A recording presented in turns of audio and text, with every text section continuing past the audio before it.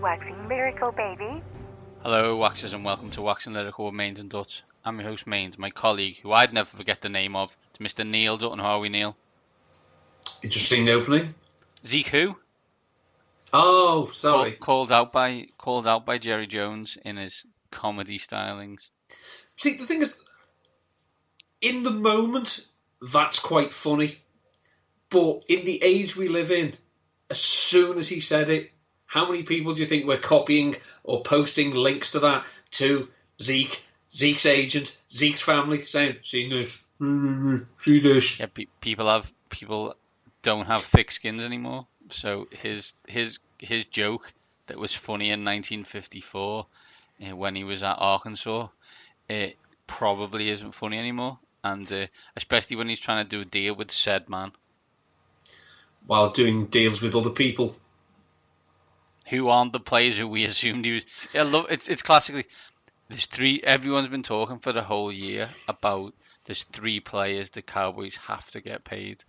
And they said, technically there's four because we're paying a different guy who's fully deserved of being paid, by the way. That's not what we're saying. What we're suggesting is that no one ever mentioned that Jalen Smith was going to get paid and they just paid him anyway. Yeah, but as I say, that's, in a way, that is saying to Zeke, look, we're securing our future. We think we've got a talented roster. Do you want to be part of it? Or do you want to be the highest paid running back in the NFL? Because unfortunately, I don't think the two are. I don't think you can do both. Yeah. If you want to be the highest paid running back in the NFL, maybe you should go and spend some time lifting weights with Melvin Gordon in Florida, because I think that's going to work out for him. As it was mentioned today that it looks like he's going to be not there until at least the start of the season. The rumours I have read and heard are week 10. So the full Vincent Jackson. I don't know who's advising these people, but they don't do a very good job. Who's advising us this week, Neil? Eliot Crist, Director of Production Analytics for the Quant Edge, and Neil got a lovely 25 minutes with him, talking about how supporting bad teams builds character, running back holdouts, which we just discussed, and quarterbacks who are going into year two and what to expect from them. Mm-hmm. Then we finally wrap up our division preview with the NFC North, a big division with some big teams. So big, in fact, they kicked out the Super Bowl champions for the first game of the NFL 100 season. It's the second biggest rivalry in all of the NFL, says the Washington fan. Must be nice to matter. I was looking when you start seeing power rankings, and I think on podcast this week I've listened to power rankings where we were 30th and most likely to get fired podcast where Jay Gruden was number one with a bullet. And it was hilarious because everyone says it's not like he's doing a bad job, which he's not. But it's like, you know, the Bengals of the AFC is not Bengals of the NFC is not a strong look. Yeah, if you're not doing a great job, you're doing a bad job, unfortunately. So we move on. I don't think it helps that teams in this division are good. Well, cry me a friggin' river. After the early 90s. No, I won't. So, you're not getting any sympathy here, boy. No, we won't. We won't, Neil. So, without further ado, while we continue our rants into why my team was good 25 years ago but isn't now, let's head over to Neil in the past, talking to Eliot Crist about all things NFL. Delighted to be joined now by Eliot Crist. He's the Director of Production and Analytics for the Quant Edge. He's also a New York Jets fan, so we pity him for that, but we still welcome him all the same. Eliot, thanks for joining us. Thanks for having me. I don't love to admit publicly I like the Jets, but that is my favorite football team. Well, it's speaking as someone who supports a less than successful English soccer team, someone has to. And that's what I say. It's very easy supporting successful teams, but it builds character supporting teams that aren't very good. I have so much character then. So much character. So there's a lot going on. Obviously, it's week 2 of the pre-season. There's we're nearly at a time when games matter. So there's a few storylines that are attracting a lot of attention at the moment. So I just want to get your views on them. How concerned are you about Andrew Luck's status as we speak? Yeah, I mean, it's never good when it goes from a calf injury to an ankle injury to we're not sure if he's going to be ready for week 1. That's a lot of negative signs. I do ultimately think he'll be okay, that they're playing cautiously, but it would definitely drop him down in my fantasy ranks because he's a legit question mark for week 1, and Andrew Luck has a history of a couple injuries that have lingered, so it's definitely not good news. I mean, the immediate impact that people are thinking is, the last time Luck was missing, Jacoby Brissett came in, and he was serviceable, but obviously wasn't great in fantasy. But given how different it is from then to now, I mean, obviously they have this thing called, an offensive line now, which they didn't have then. They have, serviceable running backs. They've got, a slightly more creative play caller. How bad do you think it would be for the surrounding Colts players if Brissett had to play for an extended time? Yeah, I think Hilton could survive. I think Marlon Mack might even get a little boost because they probably would go more run heavy. And you mentioned that offensive line upgrade. Quentin Nelson is no joke with him and Ryan Kelly. Like, they have an elite interior offensive line. The Colts on offense have very few holes. Obviously, Andrew Luck is an all-pro level quarterback, and Jacoby Brissett's not that level. But I think they're a good enough football team to be able to survive a few weeks without him. And Brissett is probably considered one of the best backups in the NFL. So, it's not an ideal situation, but if there's a team that was set up to survive their star quarterback for a few weeks being out, I would say the Colts are up there near the top of that list. I mean, we don't like to use the term injury prone because, these players put themselves through an awful lot. But he's just getting this reputation now, look, that if he says, he's not right, we should probably pay attention to him. Something, the boy who cried wolf. But if Andrew Luck says, yeah, I'm a bit hurt, it's getting to that point that we should probably take it very, very seriously. Yeah, I mean, once players always spin things positively. When they're not spinning things positively, I think that's the time to listen, not when someone says, oh yeah, I'm coming back from my injury and I've never felt better. That's like the standard line that they feed to everyone. So I think this one, whenever players start saying that they're concerned, you should also be concerned. It's one of those phrases, isn't it, around this that people only use at like this time of year, that they're in the best shape of their life, they're ahead of schedule, and my personal favourite, if there was a game tomorrow, he could play, which they usually say in about April. And I could check, but I'm fairly certain no NFL game has ever been played in April, so it's a bit of an empty statement. Yeah, I mean, I don't know who came up with all these phrases, passed them out to NFL teams, and said these are just the things you say in April or May. Or, when no one can ever call you on your bluff, just say this. And that's one of the statements for, if there was a game tomorrow, he could play tomorrow. That's cool, there's no game tomorrow, and it doesn't really mean anything you're saying. You're just trying to provide hope. It's up there with, if the season ended today, which, it's unlikely to, they have these things, these schedules that they have to play, so they're not just going to decide, oh no, we'll stop it in week 7 just to make you look clever. There's a couple of holdout situations involving running backs. Now, I don't know whether, you fall into the camp that they matter or they don't, but of the two, do you think either of them have the potential to linger into the season? And if so, which is the more likely to do so? I think that the Chargers are the more likely to do so, even though they're not that far apart in negotiations. It's about $2 million based on the last report I saw.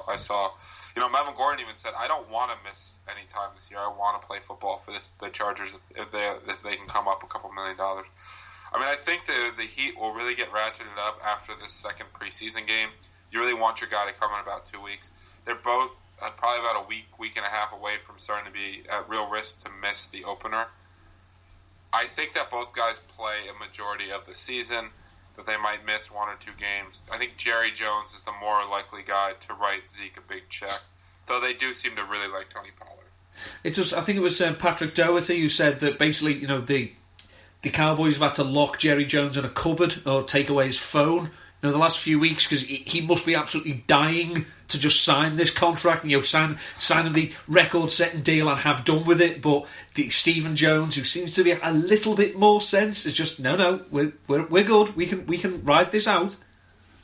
Yeah, and also the other thing is, keep in mind when he signs that breaking deal, whether it's for Dak or whether it's for Zeke, Jerry Jones also gets to have his name in the news, and it's going to be pictures of Jerry Jones on TV and all that kind of stuff. I mean, this is a guy that basically had to be restrained from drafting Johnny Manziel. So, he does love his name, on TV and love the Cowboys as the center of attention, and he can make some decisions based on that rationale. But like you said, the Cowboys have done less and less of that because I think they found the right room to lock in. Speaking as an Eagles fan, we have Dak Prescott wanting to get paid, Zeke wanting to get paid, Amari Cooper wants to get paid. The Cowboys have got 39 free agents at the end of this season. I say pay all three, pay them all the money in the world, Jerry. Just break the bank on all of them, and go for take the stars and scrubs attitude. Just pay those three, and just see how well you do with that. Yeah, the stars and scrub attitude is really difficult to succeed with. I do think Amari Cooper was, the lifeblood of that offense the second half of the year. I mean, obviously Zeke was a huge deal, but I lean much more towards running backs don't matter in terms of paying them big money. I think that phrase, one of the most overused phrases, because the difference between Saquon Barkley and Wayne Gallman, if we try to pretend that that's not a thing, that's stupid to me. But if we try to say that, it's the difference between winning 10 games and 0 games, that's also stupid. I don't know why we can't ever just meet in the middle on something. But I would say that, Prescott's not an elite quarterback. He's certainly a guy you can win with. But if you had to pay him $35-40 million and he doesn't get the strong supporting cast, that could knock him down. Cooper has had flashes of brilliance. He's still a really young playmaker in this league. But like you said, the strength of the Dallas team right now is the depth of the roster. So if they put that all at risk for 3 guys, I think that's a bigger gamble. When you talk about Cooper, obviously he's been productive in this league. Obviously, the last season and a half with Oakland obviously didn't go well. But where do you stand? Could you, for example, if you started your draft, running back, and he was still there in the third round, or if you started running back and he was there in the second, would you feel safe taking him, given how volatile his fantasy performance was last year? It was basically, if he was playing a team for the NFC East, he exploded. If he was playing a team that wasn't in the NFC East, he wasn't worth picking. Yeah, the other thing with Cooper right now, he's got the foot injury. I think, I would probably prefer him to fall to the 4th round because of the foot injury and those question marks surrounding him right now. But, he's that very high upside wide receiver. To me, I really prefer him in best ball to season long. This way I don't have to try to pick which week it's going to happen. Reading some of your work from a few years, it was last year, you wrote, before they were drafted, you wrote pieces about Lamar Jackson and Sam Darnold. Now, obviously, Darnold ended up on your Jets. Of these two rookies, how do you think they'll fare this season? Obviously, totally different players, totally different situations. One of them seems to be getting an awful lot of buzz, whereas the other one, not quite so much. I don't know whether that's because of the offense he's in, or more specifically the coach who's in charge of the offense. But how do you see them going this year? Are we looking at an NFL perspective or a fantasy perspective? We'll start from the NFL perspective, and then we can lead into fantasy, because obviously some people have the opinion that real life football matters more than fantasy football. I don't know these people, but apparently that is a thought that's out there. Yeah, I would say that as a Jets fan, I'm excited for Sam Darnold this year. He's looked very good.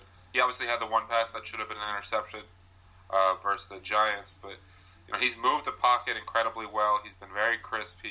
They've gotten him weapons, whether it's Le'Veon Bell or Jamison Crowder, Robbie Anderson, Quincy Enunwa. When Herndon's not suspended, I think he's going to develop into a really nice player. He moves the pocket very well. He can make all the throws.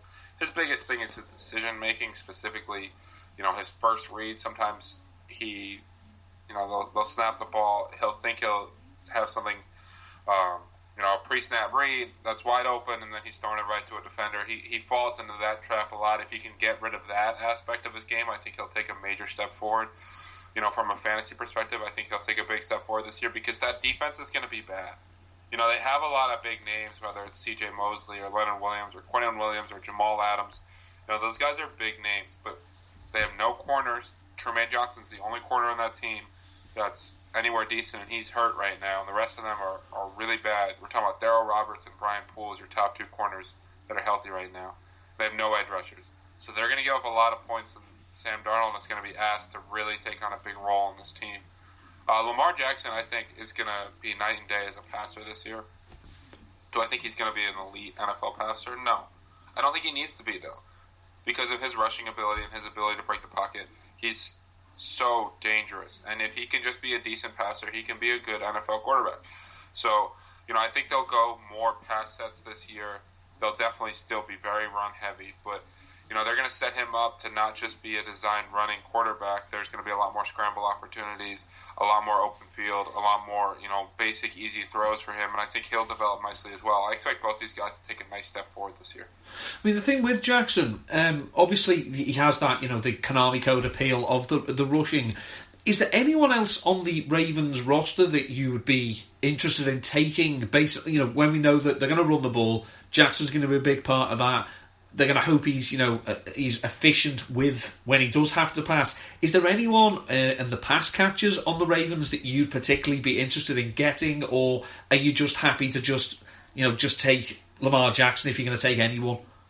Yeah, I like taking the running backs too because of how run heavy they're going to be. Whether it's Mark Ingram in the 5th or Justice Hill in the 12th, who's one of my favorite quote unquote sleepers this year. With the way fantasy football is covered, I don't know if sleepers still exist, but Hill's a guy that.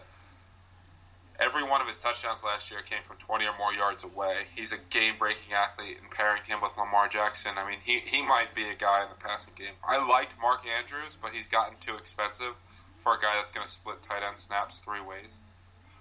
Marquise Brown's coming into the year with like a foot issue. We're talking about Miles Boykins, a very raw player. Chris Moore, Willie Snead are not guys that really move the needle for me. It's not like there's just these big name guys there. I kind of think that Lamar Jackson in the running game is the kind of exposure I want to get to this team.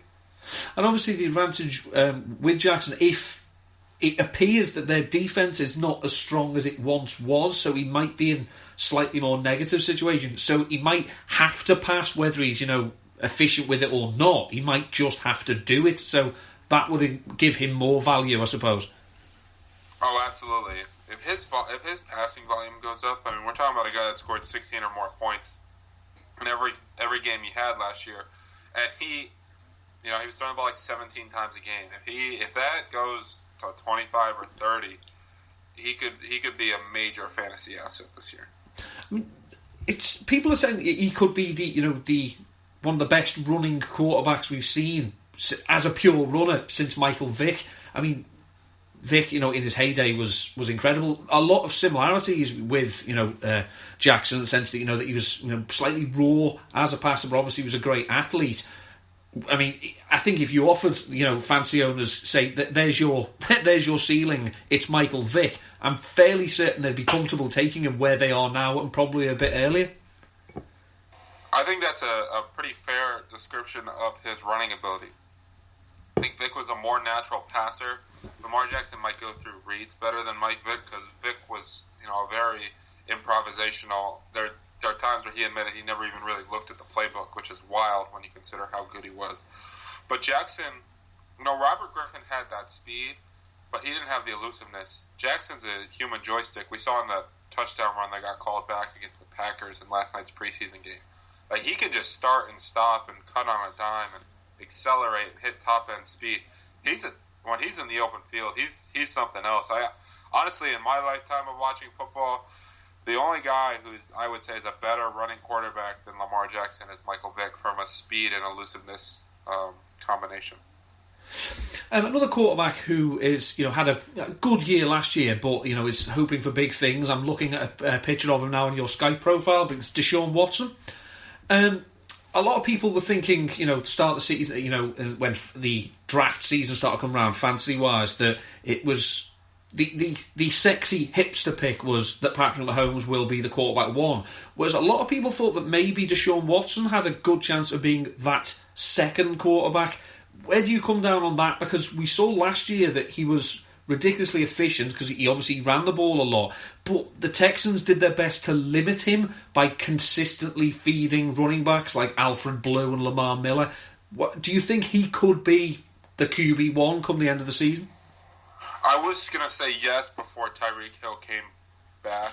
I think that's a massive deal for the Chiefs' offense in terms of the way he's able to stretch the field. But if Will Fuller stays healthy, Kiki Cutie can get on the field. Duke Johnson's a receiving threat. DeAndre Hopkins is obviously there. They have a much tougher schedule this year compared to last year. Their secondary is a big weakness. I think they're going to play in more back-and-forth shootout-type game. I think Deshaun Watson's got a really, really good chance to be the quarterback 2 overall this year, especially when you add in the fact that he's got big-time rushing upside. They like to use him near the goal line in running situations. I'm a huge Deshaun Watson guy, obviously, but in fantasy this year, he's my quarterback 2. Obviously, seen that some people are taking, Patrick Mahomes ridiculously early. Aaron Rodgers in his heyday used to go, very, very early as well. Where would you be comfortable taking Watson, or would it depend on other factors? It would 100% depend on other factors. I don't like taking a quarterback before round 7. And Watson tends to not be around. There are exceptions if I'm playing best ball and I got a DeAndre Hopkins and I want to grab Watson and make sure he's on the team, and I'll grab him around 6. But for the most part, my Watson exposure comes in drafts against guys like myself who like to draft quarterbacks later, and Watson's just fallen too far. So in those type of drafts, do you find yourself playing chicken with these people, as who's going to take the first quarterback last, or again, is that something you're actively looking at? Honestly, it depends. Like, there's a tier of quarterback, right? And Deshaun Watson's in it. Aaron Rodgers, Baker Mayfield, Andrew Luck before the injury concern.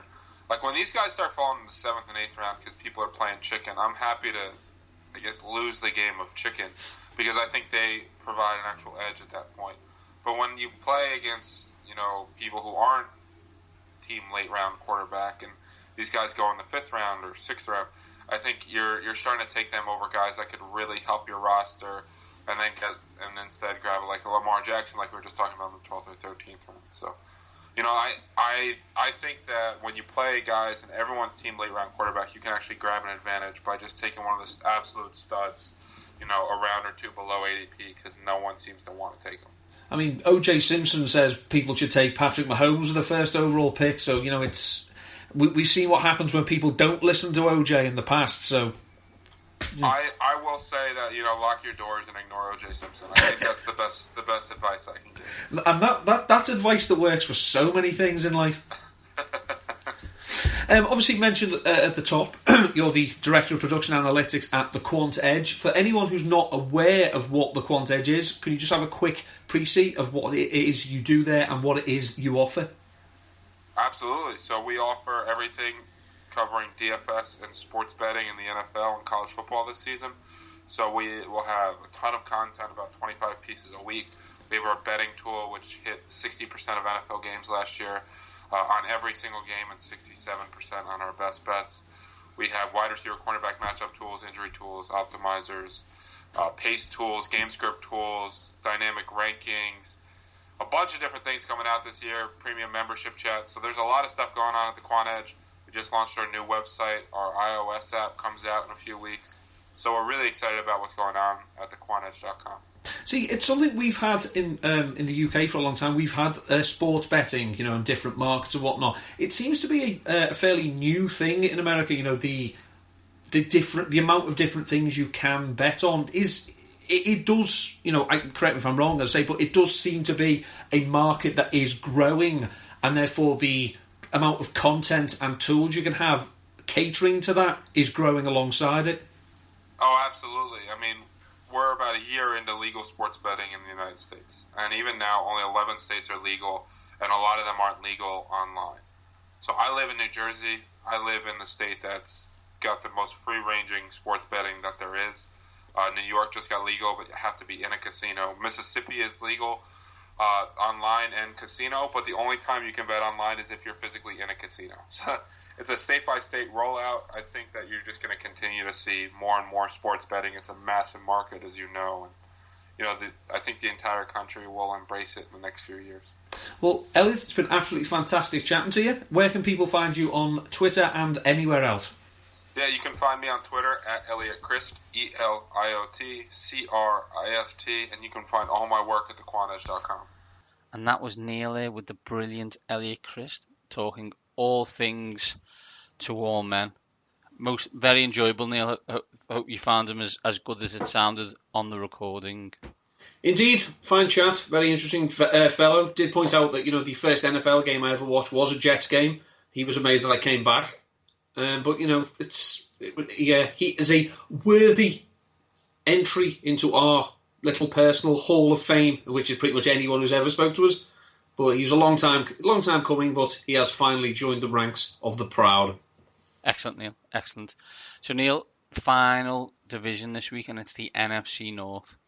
In big division with some really good teams in it, and at least 3 teams who should be pushing for playoffs, if not more. Usual fare, we will discuss the change in them teams, a big question. Fantasy, we'll talk breaking out and breaking down, then we'll find out when this team is most likely to be discussed. Neil, first things first, let's talk Chicago Bears. That Bears, the change, ins, David Montgomery, don't know if you've heard about him in the news recently. I think he's a new god. Buster Screen, I can't say his name. Cordero Patterson and Clinton Dix. Out, Zach Miller, Deion Sims, and Kevin White. What a bust that was. Right up there with one I've got right now. The big question, Neil, for the Chicago Bears, what must improve more? Mitchell Trubisky or the kicking game? Well, the kicking game has been a media creation that Matt Nagy has either trolled the free footballing world miraculously ever since the double dunk game, or he generally has psychological issues about it. I lean towards the first. Mitchell Trubisky apparently has had the most money put on him to be MVP of any quarterback. Mitchell Trubisky. Now, we spoke to Mark Schofield earlier this off-season, and he pointed out some deficiencies that Trubisky has. There was a video put out. He doesn't throw it properly, I think was Mark's major point in the show. There was a video put out, I think it was last week. Someone had put together a video of all 22 throws of Mitchell Trubisky trying to throw to the left. They'd set it to Anything for Love by Meatloaf, so it was quite a moving experience. He did struggle at times to throw to that side of the field, which, as we say, Mark did point out. He had some good games last year when he was fully healthy. When he wasn't fully healthy, he had some ordinary games. And but for dodgy field goals, he leads the Bears up the field, down the field, and beats the Eagles in the playoffs. So you can say that for him. But he wasn't great. And when we think of this team defensively, we've seen great defenses don't tend to carry over season on season. If we expect some regression from the defense, because obviously Vic Fangio's gone now, they've got Chuck Pagano in, and Chuck Pagano has not coached a good defense since he left Baltimore. So there's question marks about that. So it needs to be a question of, if the defense just drops off a bit, can the offense push on? And he's a polarising figure because some people, Matt Kelly, think he's the second coming of Blake Bortles. I just love the way some people, Matt Kelly. And what I would say is, first of all, did you see on Twitter, Carrie Lloyd, who won the World Cup with USA Women's National Team this summer, kicked a 55-yard field goal with room to spare? I believe it was probably still going up. If you find that on Twitter, click on it and look at dimensions. I shit you not, 95% of them atted the Chicago Bears. So we can joke all we want about Matt Nagy and a media creation, but it's created a monster that the whole of Twitter have gone, oh my God, this woman can kick a 55-yard field goal. let's allow her to play for the Chicago Bears. Part of the problem, of course, was after they released Cody Parker, they brought in a kicker called Blewett, which, after what Cody Parker had just done, was, that's just... isn't there a player in the NFL at the moment? He's a defensive lineman, and his name is D-Liner. Yeah. That's a wonderfully apt name. That reminds me, say, of a quarterback called Chuck Long in the 70s and 80s. But the most apt name would be a Chicago Bears kicker called Blewett. It's bad PR. You shouldn't have done it. In terms of Trubisky, I think if you haven't listened to the Mark Schofield stuff, first of all, Mark is brilliant and a guru in this kind of situation. And when he suggests that a quarterback who was picked second in the NFL draft can't throw to the left, and he's just not like he's saying it like we're saying it, like people say Dida, who used to play in goal for AC Milan, couldn't dive to his left, but he could. There's like evidence to prove he just didn't. There's evidence to prove this is the case. It's an issue. I think when you're the Chicago Bears and you look through their history of quarterbacks, there isn't really one. No. When you think, whether anybody cares to admit it or not, the smoking Jay Cutler is probably the most talented quarterback the Chicago Bears have ever had. That's an issue. The Chicago Bears offense last year was like dire LA Rams, right? It was like, tab clear Rams. It was like, yeah, I like McNaghy. He does a lot of things to get me a lot of free space for Mitchell Trubisky to throw into. He puts him in good positions to move the ball, and we allow him to do so. He's not I don't think Nagy's as good as McVay, and I don't think Trubisky's as good as Goff. I also don't think last year I didn't think the talent around Trubisky was as good as obviously the Rams is. Is it now? I don't really think so. I think everyone's picking up David Montgomery. Are they gonna use Allen Robinson more? Can he stay on the field? These are the type of things that they need to clear out, because they have a really good team. And as you said, I expect the defense to regress, but the defense was amazing last year. And if Khalil Mack still does Khalil Mack things, they will win a load of games. I think as well, their rookie wide receiver, Anthony Miller, who we will come to later, he wasn't fully healthy. Allen Robinson was a year, came into the season still recovering from his ACL, so he was never fully at his best.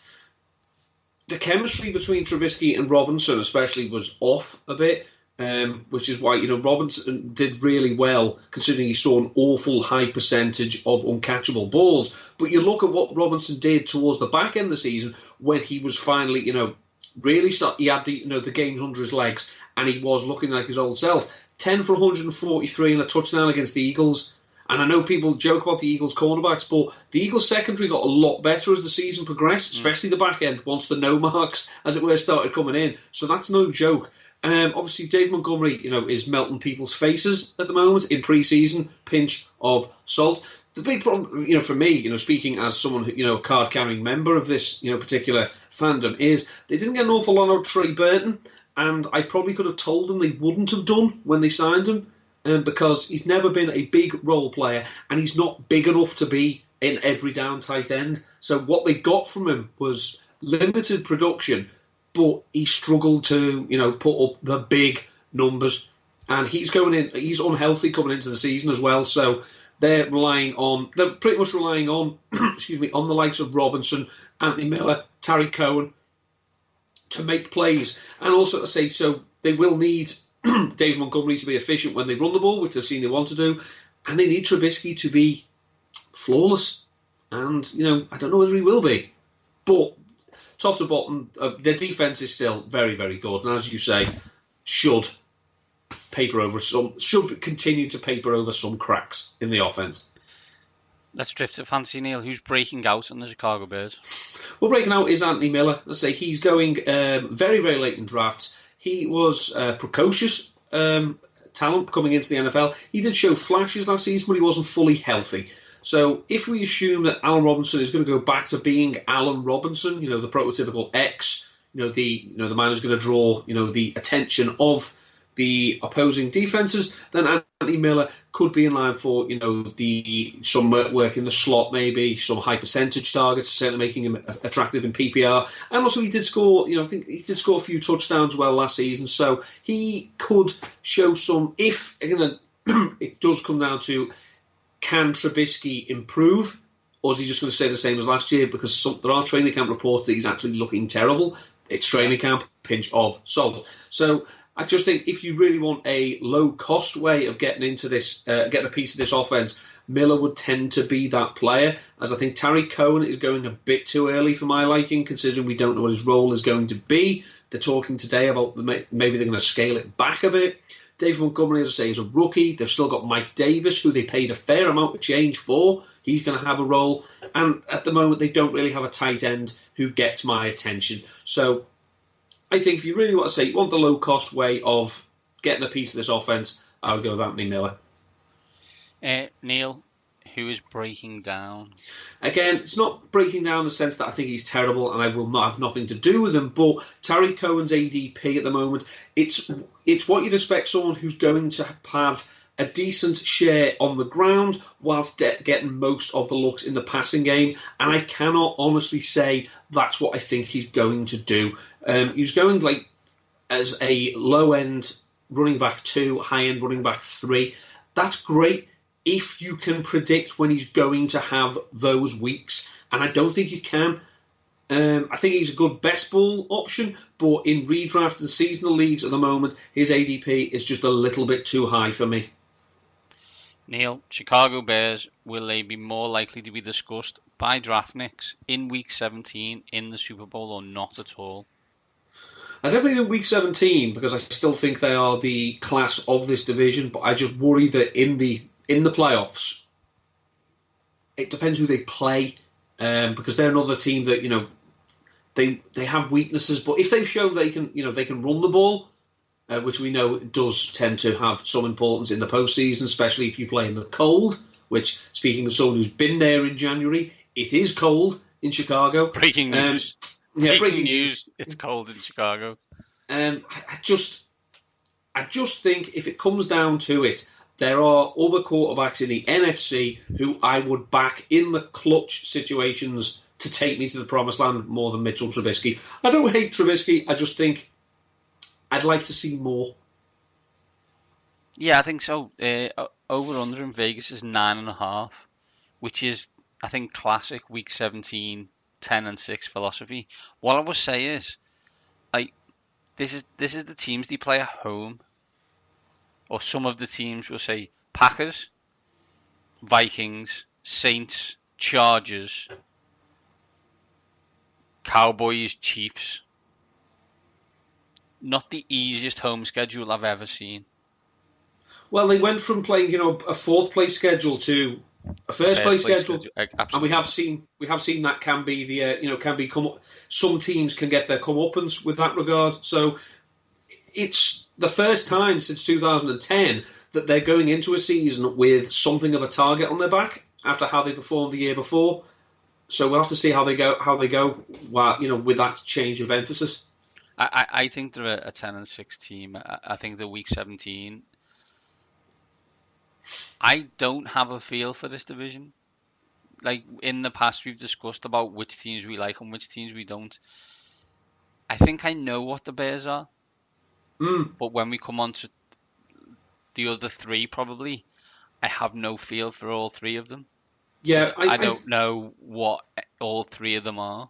Yeah, I suspect this division is more name than game at this point. Yeah.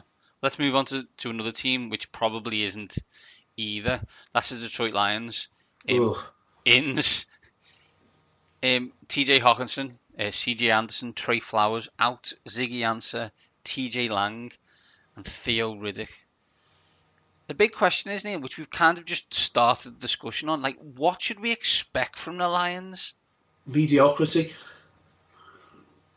I can think of very few words to add to that. They are one of the blandest, most vanilla franchises. As we know, while I've been watching the NFL, and probably for a lot, well, actually, no, not for long periods while you were watching it, because they had something approaching, a successful run in the 90s with Barry Sanders. Obviously, they've not been to a title game since, I think they're the only team with a longer drought of an NFC Championship game other than Washington. So there you go for that. But since I've been watching it, they've been mostly mediocre. In fact, mostly downright bad. Jim Schwartz, they were competitive. Then they had a little bit of fall off. Jim Caldwell, they were very good. Matt Patricia, they were boring, and they were awful. It's this. I don't think he's I don't think he's a good coach. I think we talked in the past few weeks about defensive coaches and the mentality they inject into their offenses. He is a killer of joy. The defense it can be stout. It showed it was when they traded for Snacks Harrison. But what are they doing on offense? They've made Matt Stafford boring. How? Matt Stafford, all the arm talent in the world, gunslinger. Even without Calvin Johnson, he's gonna fill the air with footballs. How have you made him boring? They have one of my favourite players, not an Eagle, on their roster in Kenny Golladay. I don't care about him now.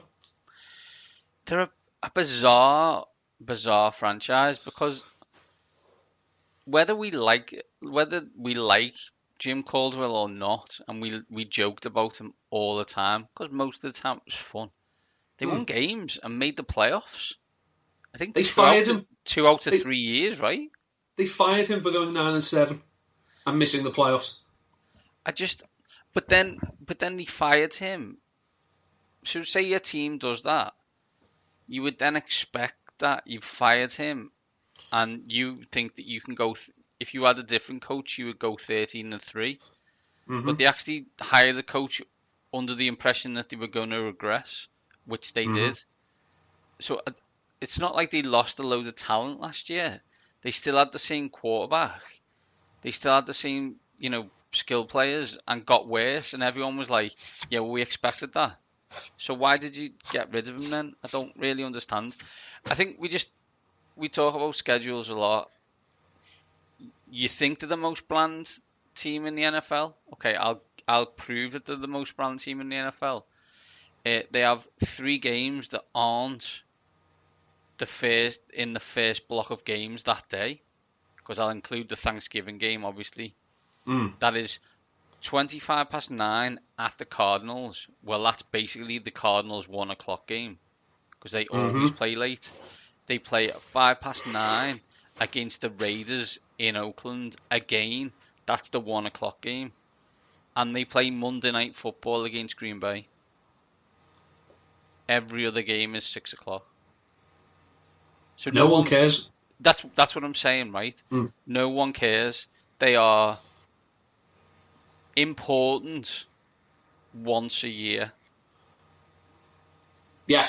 And that is Thanksgiving. That first game on Thanksgiving. Yeah. First game, Thanksgiving, is the only time anybody's remotely interested about the Detroit Lions.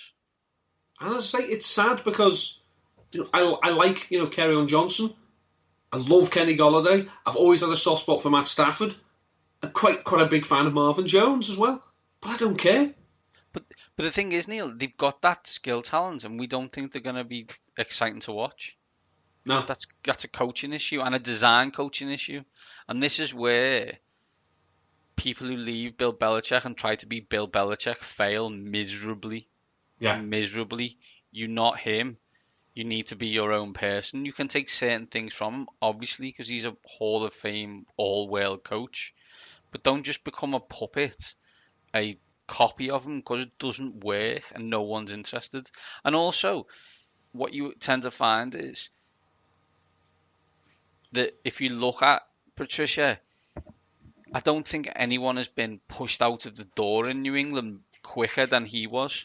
And the defense wasn't very good when he was there, so I'm not sure why the Lions hired him. No, you've hired a defensive coach who was coaching a defense that wasn't very. It's the equivalent of signing a centre half or a goalkeeper from a team that just got relegated. So yeah, what did you expect from the?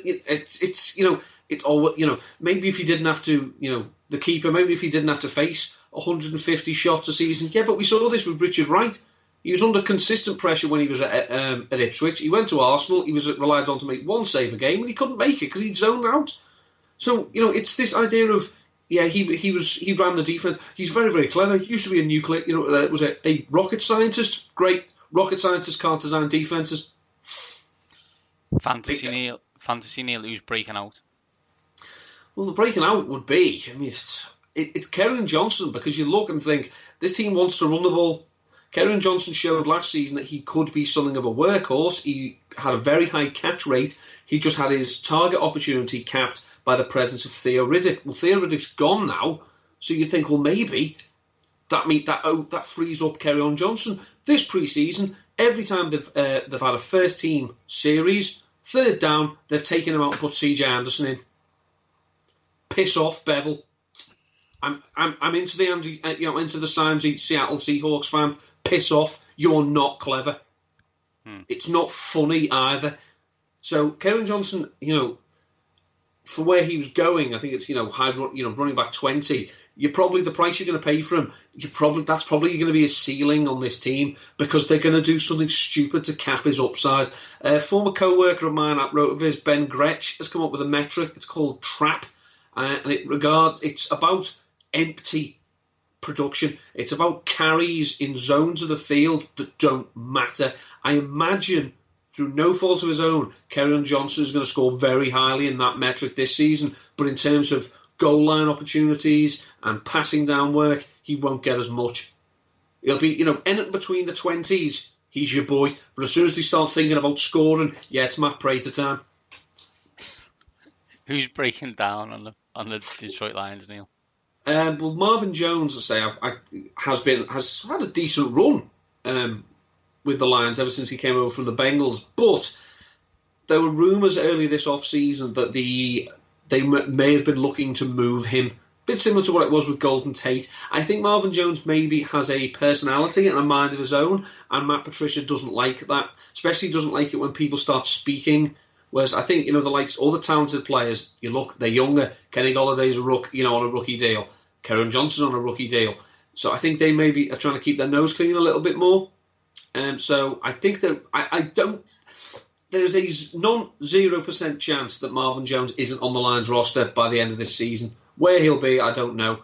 But I think, in terms of this dinosaur mentality, they want to run the ball, run the ball, run the ball. They literally, I'm joking about Seattle and Dallas wanting to be run, pass. Detroit want to be run, punt. It's the only explanation I can think of for the way they're going. TJ Hawkinson is one of the best tight end prospects to come into the NFL since Rob Gronkowski. Couldn't care less. More likely to be discussed by draftniks in Week 17 in the Super Bowl or not at all? Probably not at all, because I don't think they're bad enough to go 0-16, but they're not going to be good enough to challenge for anything. Even in this weird schizophrenic division they're in, they're just, I just don't think they're built to compete. And I don't think, as I say, good coaching can help on the margins. Bad coaching can sink the whole damn ship. We're not convinced by the defense right now. It's not great. Not great, Bob. Their over-under is 6.5. Here's their first 4 games. Kyler Murray, Phil Rivers, Carson Wentz, Patrick Mahomes. Oh, by the way, there's a bye week and then they play Aaron Rodgers. Yeah, I think Rodgers has done some things against the Lions in the past as well. Yeah, exactly. So, I lied. The Detroit Lions will be interesting twice this year. They'll be interesting on Thanksgiving, and they'll be interesting because I want to see what Kyler Murray does in his. And I just want to take a moment to congratulate Chris Westling for making me nearly fall out of my chair laughing at his Marvin the Martian notion of Kyler Murray with a helmet too big for his body. Kyler Murray is, when Andrew Luck came into the NFL, it was, even though I'm not an X and O's, deep dive person, but even I knew that his cadence is one of the loudest I've ever heard from a human being, let alone a quarterback. Kyler Murray claps his hand nearly as loud as Andrew Luck shouts. it's good work. It's good It's. work. I mean, I haven't seen his hand size, but I assume they must be disproportionately big, like his helmet. Because my God, the slap of his hands going against each other that came through the screen. Marvin the Martian, I'm telling you. Or Chris is telling you, and I'm agreeing. Neil, the Green Bay Packers. So 70% of the people listening pay attention. Then because I'm sure you've got thoughts. The change, ins, defense. Rashawn Gary, Darnell Savage, Za'Darius Smith, and Preston Smith. Outs, Clay Matthews, Mike Daniels, and Randall Cobb. And your mate. And my mate, Mike McCarthy. Surprisingly not in a job right now. Big question. Do you expect massive changes in the way the Packers do offense with LaFleur in charge and McCarthy gone? You said that the Patriots... Yeah, you said the Patriots probably didn't shed too many tears when Matt Patricia left. I did say that.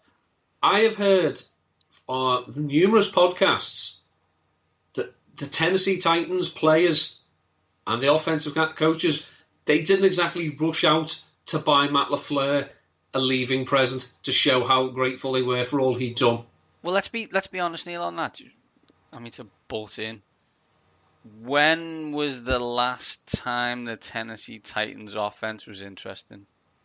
Eddie George, Vince Young, what, 2006?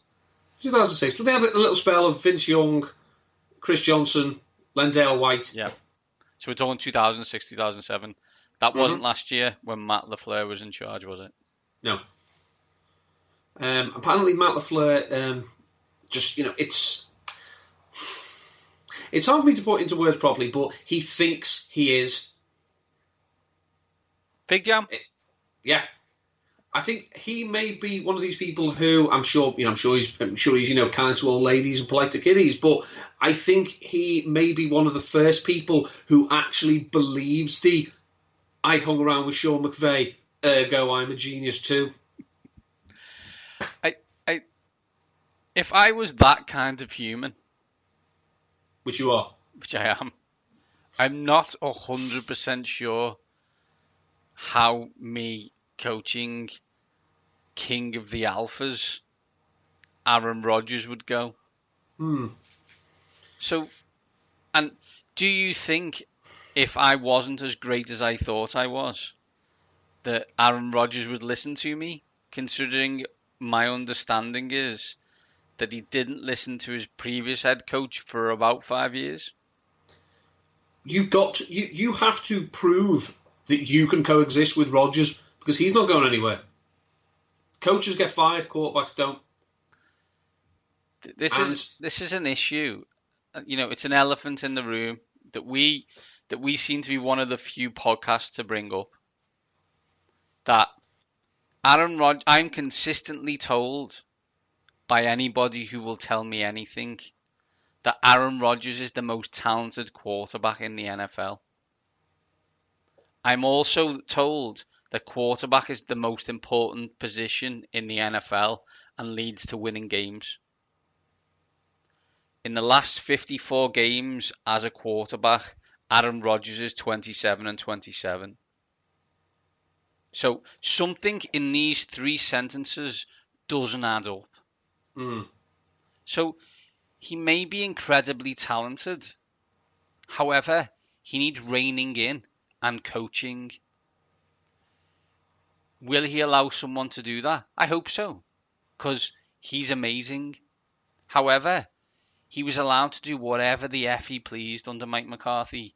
And while everybody else gave him a pass, yours truly, yes me, was slagging Mike McCarthy off for 4 years before he got fired. If these are 4-4 after 8 weeks, surely someone should go. We need to get a head coach who can actually control this quarterback. Yeah. I mean, it's as you say, heroes exist because chaos has ensued. how many times, seriously, how many miracles has Tom Brady had to pull off? He doesn't have to. He does the job in the first 58 minutes. All these, game-winning drives and comebacks from John Elway in his past. Yeah, because he put them in the shit in the first half. These miracle plays from Aaron Rodgers, like the Hail Marys and whatnot. Yeah, they're great. It's because things have gone tits up. And, a good coach is there to ensure that things do not go tits up. And you need the buy-in of the quarterback to run the plays you want. And as we say, the Titans' offense last year, it was not the greatest show on turf. It was not the 2007 Patriots. It was not Peyton Manning's Broncos. It was dull. It was hampered by the health of the quarterback, of course, but it only started becoming productive when they realised, oh, do you know what, just hand it to Derrick Henry. Well, there's no Derrick Henry on this Packers roster, and it's most of the same pieces who were there last year, so, some of whom Rodgers pretty much openly alienated. So I don't know what people expect of the Packers this year. That's what I'm saying, right? I'm like, everyone kind of decided that the problem was Mike McCarthy, so they fired him. Okay. But now they brought this guy in who no one's really sure about. And they're supposed to go 12-4. And I'm supposed to believe that. I'm just not sure. Yeah, it's as you say, there's a growing popularity of the term possible range of outcomes.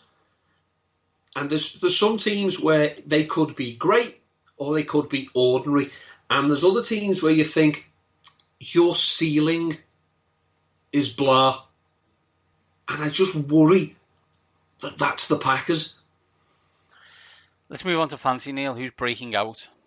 Well, there's they have shown in the past Aaron Rodgers running his offense, McCarthy's offense, whoever he wants really. He can prop up multiple players in fantasy to be productive, especially in the receiving game. So obviously Davante Adams is a superstar. We know this. He'll probably be one of the first 2 or 3 wide receivers taken. So then after that, it's a competition really between Marquez Valdez-Scantling or Geronimo Allison. I personally prefer Allison. I can't say the other guy's name. Yeah, too long for me. If I can't fit it on a Scrabble board, I don't want to say it. MVS is going to have these weeks where he may put up big numbers, but I think Geronimo Allison is going to line up in the slot a bit more. So it's high percentage targets in the short area of the field. So in PPR, that improves his outlook.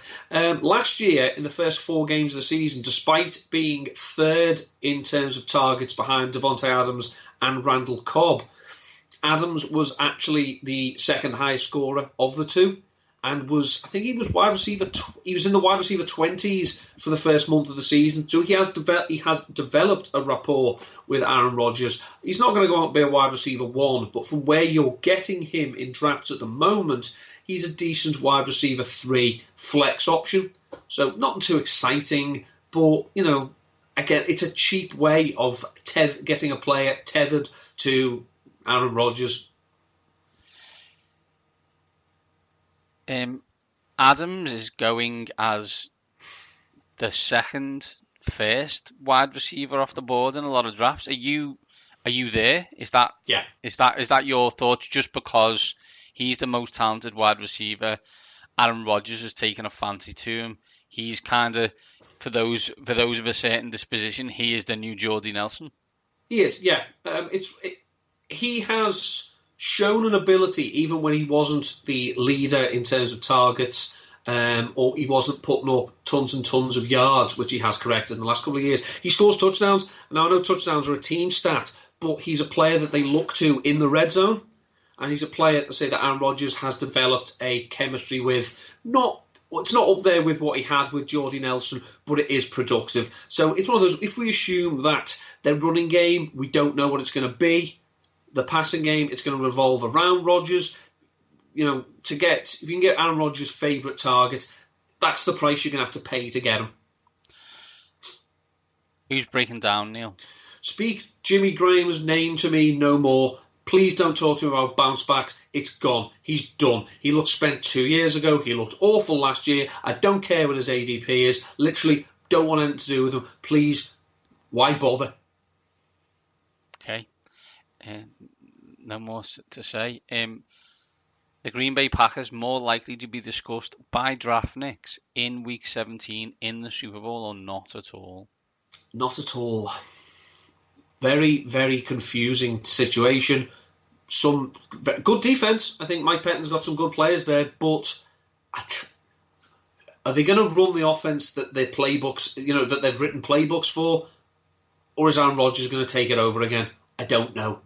And I just think if he does the latter and he does it early enough, it's going to be a very long season and not a particularly harmonious one. I have absolutely no idea. The over-under is 9.5. That's high. I don't think they're as good as the Chicago Bears, personally. I don't think they have as much talent overall as the Minnesota Vikings. I do think they have the best quarterback, which can, if they get an offense that he likes and plays ball in, then they can win a lot of games. The schedule isn't the toughest. They play the NFC East and the AFC West, which we've kind of said already. Their road games, the tough road games, they're at the Cowboys, at the Chiefs, and at the Chargers. I don't think I've lived in a world where the Green Bay Packers are a not at all franchise, or I can't remember it for a decade. So I'm going to say Week 17 that they're still involved in some kind of playoff hunt. Maybe they've got 9 wins at that point, and they go that game is at the Lions, which is probably good for them. So you have a chance to go 10-6 maybe, and see if they can make the playoffs. But if you told me they were 6-10, I'd go okay. Like if you said, oh no, it worked and they were 11-4 at that point, I'd go okay. Like I don't know, I really don't. See, I don't think the ceiling is that high. I think that the very best you can get from them is you're going to go into Week 17, and if this result, that result, this result, and that result go your way, and you win, you're a wild card. But I wouldn't be surprised if 2 weeks earlier they'd already been eliminated. This is a tenner for the books. Mainly defending the Green Bay Packers as Neil kicks them one down. Next team, final team in the NFC North, and our final team overall, the Minnesota Vikings. Not much change this year, Neil. Inns, Garrett Bradbury, Shamar Stephen back after a year away, and out Sheldon Richardson. The big question for the Minnesota Vikings for me is pretty simple. If they protect Kurt Coupons, do you expect them to make the playoffs? Well, their actions this off-season have indicated that they do not believe that protecting Kirk Cousins is what they need to do to win. They want to run the ball. Despite paying Adam Thielen, despite paying Stephon Diggs, despite paying Kyle Rudolph, despite drafting Irv Smith, despite playing Kirk Cousins what they pay, they want to run the ball. They fired John DeFilippo because he was far too pass happy, and he was. They were averaging 40 pass attempts a game. That dropped to 27 in 3 games Kevin Stefanski was as offensive coordinator. Now, obviously, Kevin Stefanski is the offensive coordinator in inverted commas because they brought in Gary Kubiak to be the assistant head coach. Kubiak, we know what he's going to do. He's going to implement the zone blocking scheme. They're going to be a bit more balanced. So they're not going to be as ridiculously pass happy as they were under John Fipp, and they're not going to be as run heavy as they were under Stefanski. But Zimmer has shown that he wants to run the ball. So I think it's just a question of they're relying on Kirk Cousins to be efficient, and this will mean they want to use a lot of play action. Now, Kirk Cousins is an excellent play action quarterback, despite the fact he's played for teams that can't run the ball. Do you know why that is? Because play action just works. But anyway, obviously it can't help to protect him. I think one thing that it was slightly underreported because obviously it's not what you expect from him, but he didn't run the ball an awful lot last year, and he only had 1 rushing touchdown, which I believe as a starter is a career low for him. let's say he was, 600 pass attempts easily. He was pacing for, but now you think he's just going to be flirting with 500.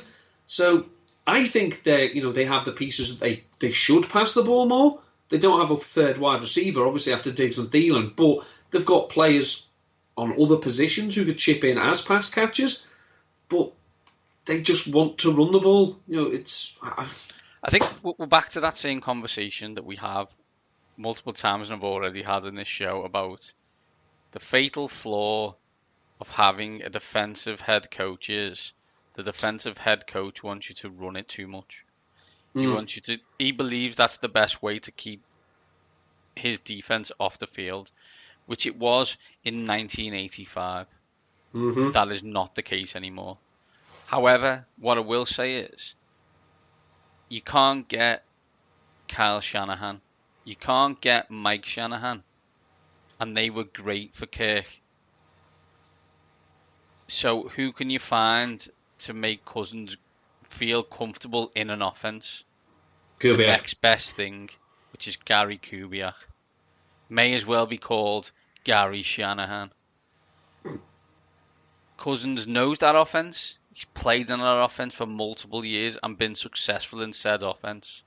As you said, regardless of whether his teams have been able to run, he has been able to be tremendously successful at play action, and I would expect that to continue this year. Not many, as you said, okay, we nitpicked he haven't got a third wide receiver. However, they do have Thielen and Diggs. I don't think there's many teams in the NFL who have a better 1-2 punch. Mm. I would assume that Cousins would want Irv Smith to be Jordan Reed-esque in that kind of position. Whether he is or not is to be seen. And they just need to keep Dalvin Cook fit and on the field for more than, 2 games. I think defensively they're obviously strong. That's obviously, that's Zimmer's, that's his bailiwick.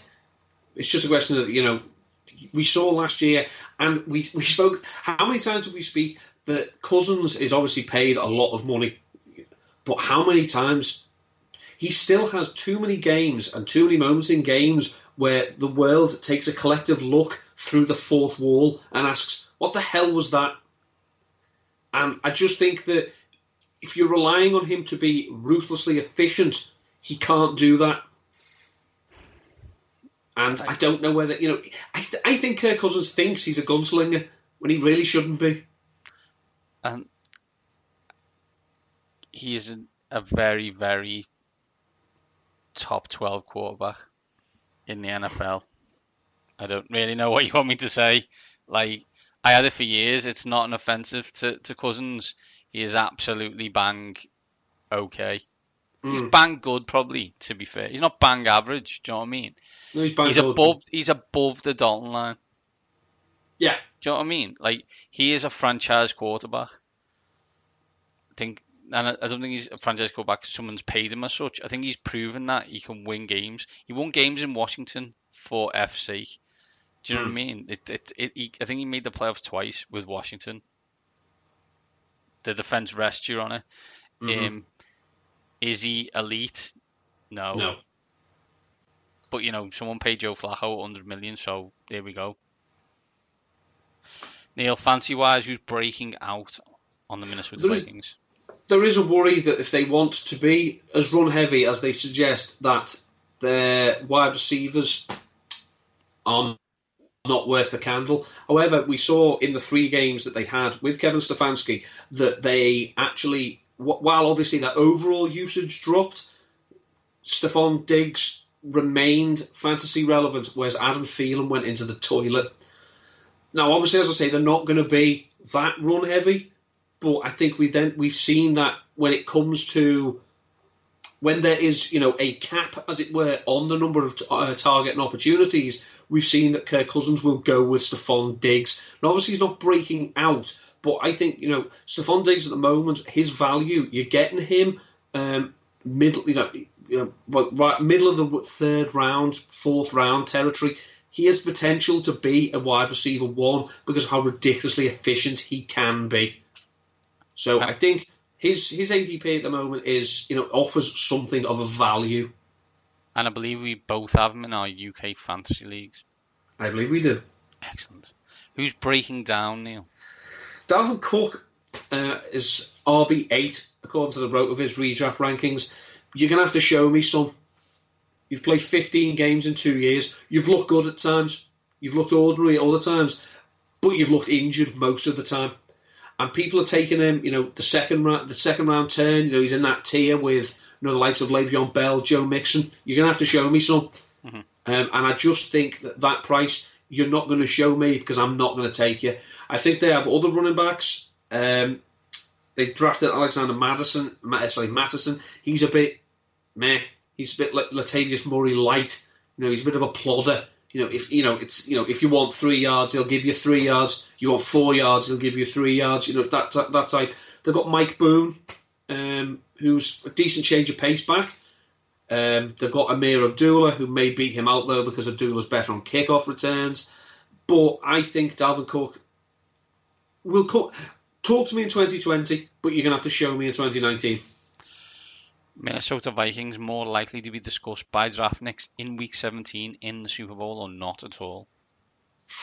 I think probably Week 17, but I just don't. They're a weird team as well. We talk about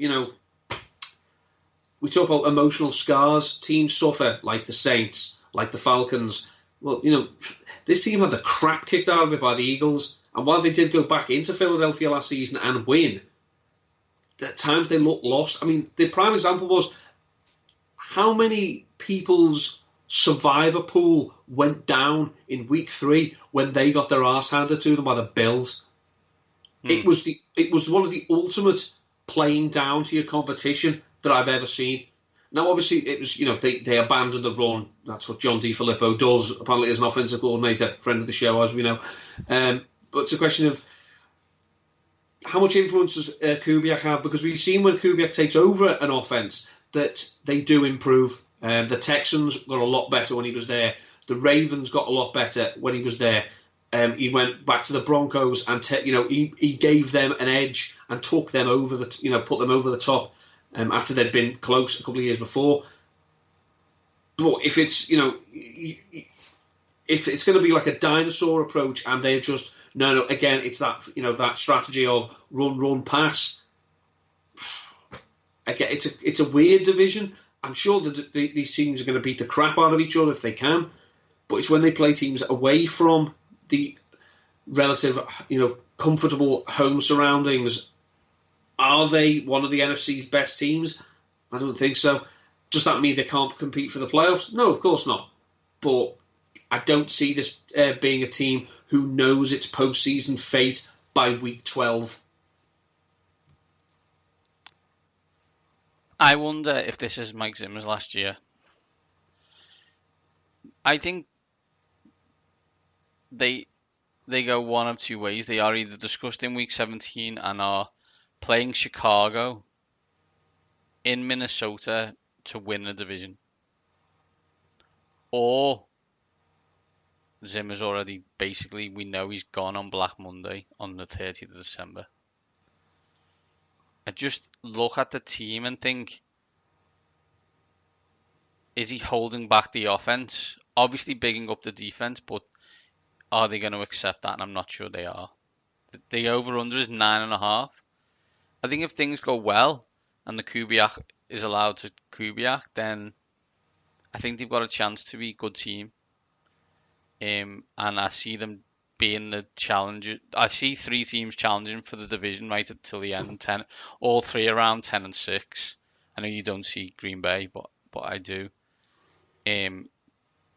But I could also see them firing their coach at the end of the year after going 9-7. So Neil, we agree the Lions are the worst. I think we assume that Bears are the best. Yeah. I would then go Viking. I would then say it's a toss-up between the Vikings and the Packers, but you think the Vikings are better than the Packers? Yes, I do. Okay. Just because I think I know what the median expectation for the Vikings is. I don't know what it is for the Packers. Cool. Neil, where can people catch you this week? Follow me on Twitter at ndutton13. I've been writing a few quick hitters for Rotoviz this week. It's like little blurbs, blurby things about players who aren't getting much buzz, but are putting up some numbers in the preseason, so they may have a role on the NFL, on an NFL roster as we go into the season. So far, I've written about Mike Boone, who I spoke about today, Dari Ogunbowale of the Tampa Bay Buccaneers, and DJ Montgomery, who's another wide receiver on the Cleveland Browns, who may benefit from Antonio Callaway's suspension.